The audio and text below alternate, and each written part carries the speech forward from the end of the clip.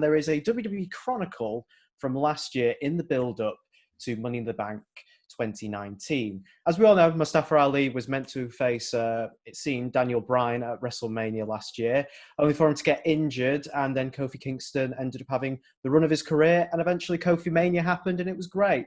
And we decide to, and the documentary takes place following Mustafa Ali returning after that injury and kind of seeing maybe that one opportunity to maybe become WWE champion kind of go away from him.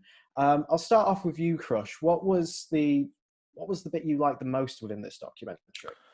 I think it would have been, there's two parts, because obviously he spoke about his Muslim faith a lot, and that for me was quite interesting as someone that doesn't really know much about religion. Like, to hear what he had to do for like sort of Ramadan and stuff like that, it was quite interesting because he's at this highest level. And I think he said, like, people should expect you to go out there and do it, but they don't know what's going behind. And he was like fasting during shows and then eating quite late at night. So I found that quite interesting, and he saw his family background as well. But the part I want to talk about is early on. And he was saying that when he was in the Independence in Chicago, as well as being a police officer, which in itself is incredible. He used to play a heel character where he was talking sort of trash about America, and the point he made was that he was at this show and he get pushed out to the outside, and some little kid like locked eyes with him, and the kid just jumps out. I think you said he was like young, probably like 7 or 8, jumps out and is ready for a fight. And in that moment, he realised that the character he was playing was giving this impression that you could hate a Muslim character. And then from that moment onwards, he had to change it. So I found that part very interesting for me.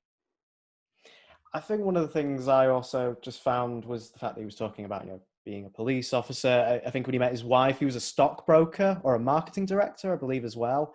And having to, essentially him saying how much he was supported by his wife and how without her, he wouldn't have had the success he had, because obviously, as you know, Chris, going into wrestling, it's a risky venture. It's something that you can make it, you can not.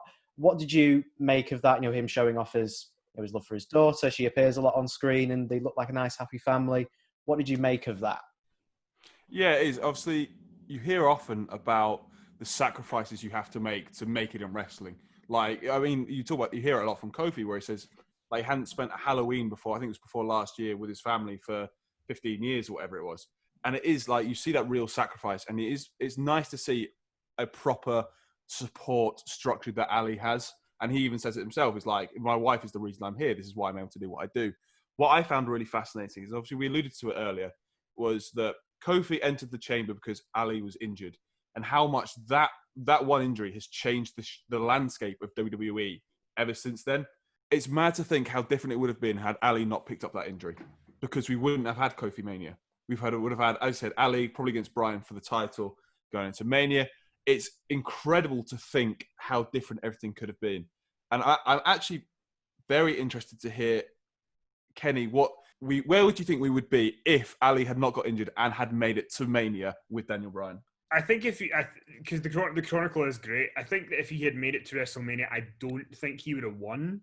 I think Kofi won because it was a very particular set of circumstances where he was this legendary figure. But I think if Ali had been in that spot, he would have been very, very much elevated from it, and he would have been a much bigger name than he is now. I think that, it's funny, earlier in the show, Elliot talked about the Retribution thing, and I think that him being the leader of Retribution is the best thing that could have happened to him, because, he was just kind of bland babyface on the show, not because he's not good enough to be more, but because that's just how they've portrayed him. So I think that I really hope they actually tie in him being the hacker to the story as well from a few months ago, because really you can tie in this whole thing. You can talk about how I was due to go to WrestleMania and face Daniel Bryan, and it all got stripped away from me. And when I came back, there was no more opportunities for me. So I ended up hacking into WWE's back end, and then I got this group together of disgruntled people from NXT, and because I think that's important. They need to bring that in as well.